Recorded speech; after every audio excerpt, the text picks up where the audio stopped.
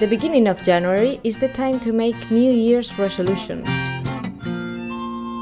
Working out, losing weight, maybe using tanning spray, becoming more attractive in general. After Christmas excesses of eating and drinking, a common solution is to go on a diet. But this year, people are also encouraged to control their drinking habits. By staying dry for the whole month, they not only feel fitter, but they also contribute to a better cause and fundraise money for a charity. Emma Conroy from Alcohol Concern talks about their objectives. As a charity, we campaign to reduce the harm caused by alcohol misuse. So ultimately, we would like to see people drinking in perhaps a more moderate way.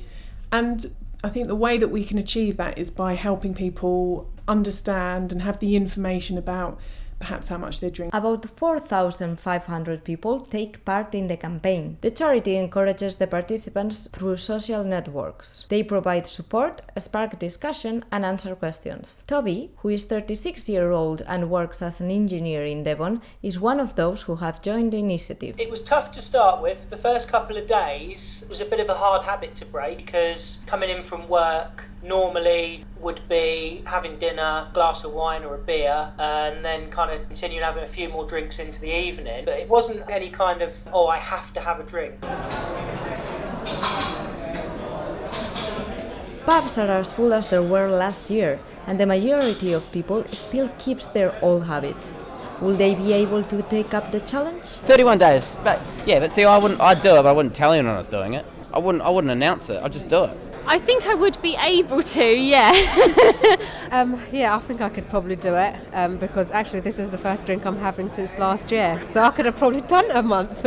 If there was a very good reason for doing it, such as supporting a charity that I cared about, then yes, I think I would. People think that it is not a problem to stay dry, but the participants like Andy prove that it is not such an easy task. Yeah, it's very difficult. The hardest thing is people around you that aren't doing it, partners and friends, they're all doing the normal thing, and I think it takes quite a lot of willpower to be able to do it. Dry January has been criticized that it doesn't have any long-term effects. People can stay dry for 1 month, but then they might fall back into their old habits.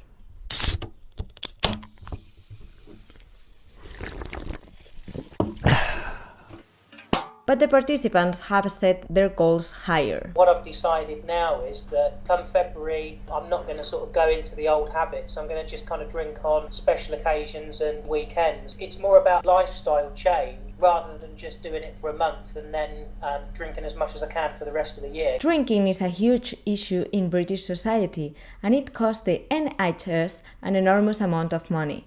It reached 3.7 billion last year. The recommended number of units is well established, but the details of what is safe in terms of units and how often is not clear to many people.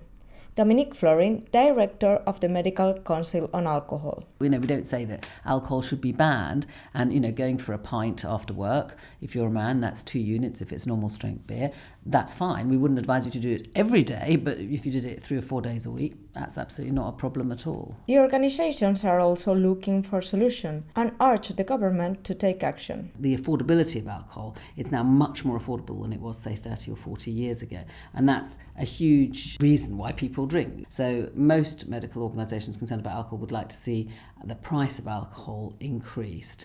The less that is available, the less people will drink. Initiatives like Dry January may not solve problems related to alcohol, but it is a way to raise awareness and the first step towards change. Cheers! Cheers! Elisa Garijo and Vejvodova for Westminster News, London.